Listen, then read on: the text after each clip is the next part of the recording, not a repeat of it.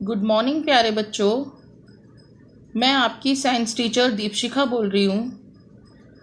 10th class हम आज की वर्कशीट डिस्कस करने जा रहे हैं, वर्कशीट नंबर 43, जो कि 12/10/2020 के लिए है। आज की जो हमारी वर्कशीट है वो आई है चैप्टर 5। बच्चों, आज से हमारा नया चैप्टर शुरू हो रहा है, चैप्टर 5, तत्वों का आवर्त वर्गीकरण। तत्वों का जो आवर्त वर्गीकरण है, इसके अंदर हम पढ़ेंगे तत्वों के बारे में, उनको किस तरीके से वर्गीकृत किया जाता है और क्यों वर्गीकृत किया जाता है। देखिए, हमारे आसपास जितने भी पदार्थ हैं वो तत्व, मिश्रण और यौगिक के रूप में उपस्थित रहते हैं। तत्व ऐसे पदार्थ होते हैं जो एक ही प्रकार के अणुओं से मिलकर बने होते हैं, जैसे सोडियम, सोना, मैग्नीशियम आदि। अभी तक 118 तत्वों के बारे में हमें पता है और इनमें से 98 तत्व ऐसे हैं जो प्राकृतिक रूप में पाए जाते हैं। हमें तत्वों का वर्गीकरण करने की आवश्यकता क्यों होती है बच्चों? इसे हम एक एग्जाम्पल से समझते हैं, उदाहरण से समझते हैं। देखो, जैसे हम जब कभी भी किसी केमिस्ट की दुकान पर जाते हैं, हम उसे दवाई का नाम बताते हैं और वो तुरंत एक रैक में जाता है और हमें वो वाली दवाई निकाल के लाकर दे देता है। तो वो ऐसा कैसे करता है? क्योंकि उसने वहां पर अपनी जितनी भी दवाइयां हैं अलग अलग, उनको या तो सॉल्ट के हिसाब से वर्गीकृत किया हुआ है या अल्फाबेटिकल ऑर्डर मतलब ABCD के हिसाब से वर्गीकृत किया हुआ है। तो हमें वर्गीकृत करने की जरूरत क्यों होती है? यहाँ पर भी हमने तत्वों को जो वर्गीकृत किया था, क्योंकि तत्वों को हम सुव्यवस्थित ढंग से पढ़ सकें, हम उनका अध्ययन कर सकें आसानी से, इसलिए हम उन्हें वर्गीकृत करते हैं। तो सबसे पहले जो हमारे ज्ञात तत्व हैं उन्हें हमने जब वर्गीकृत किया तो हमने उसे सबसे पहले धातु और अधातु में वर्गीकृत किया था। जैसे जैसे तत्वों और उनके गुणधर्मों के बारे में हमें पता चलता गया, वैसे वैसे हमने उनको वर्गीकृत करने की तैयारी शुरू कर दी। और हमने ज़्यादा, जब हमारे पास तत्व बढ़ गए तो उनको हमें वर्गीकृत करने की ज़रूरत पड़ी अलग तरीके से। तो क्या हुआ, सबसे पहले डॉबिनेर आए, डॉबिनेर का त्रिक आया। और डॉबिनेर जो कि एक जर्मन के विशेषज्ञ थे, 1817 में इन्होंने समान गुणधर्म वाले तत्वों को सुव्यवस्थित तरीके से हमारे सामने प्रेजेंट करने की कोशिश की।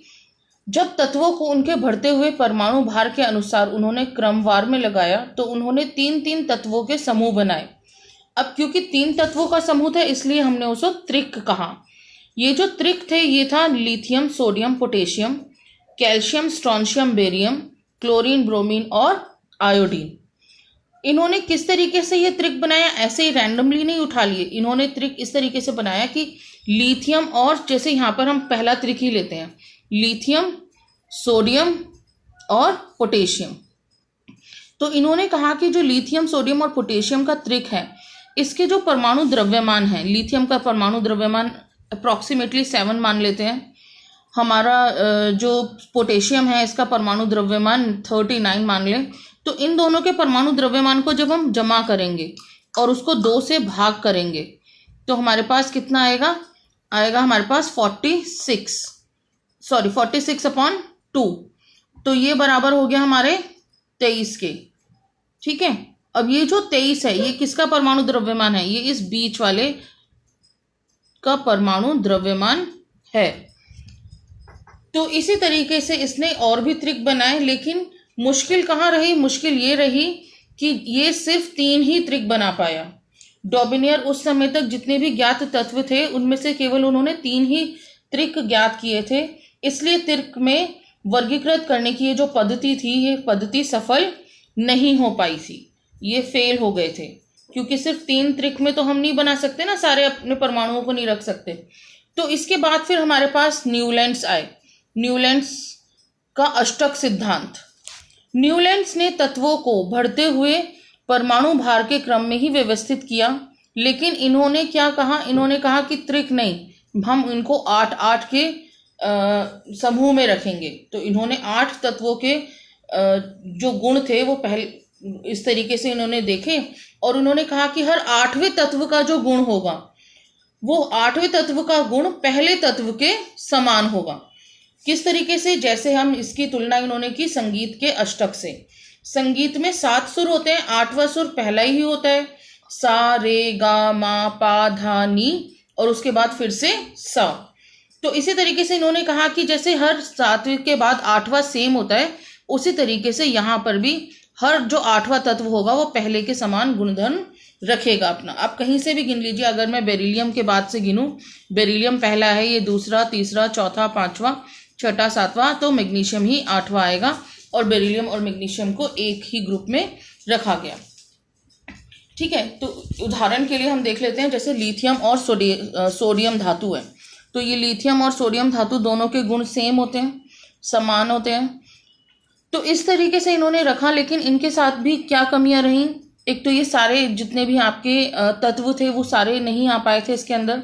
दूसरा, इनकी जो सीमाएं थी वो केवल कैल्शियम धातु मतलब हल्के धातु तत्वों तक ही लागू होता था। ये आपका ये नए तत्वों के गुण इस सारणी से मेल नहीं खा रहे थे। जो जो हमें नए तत्व मिलते जा रहे थे वो इस सारणी से मेल नहीं खा रहे थे।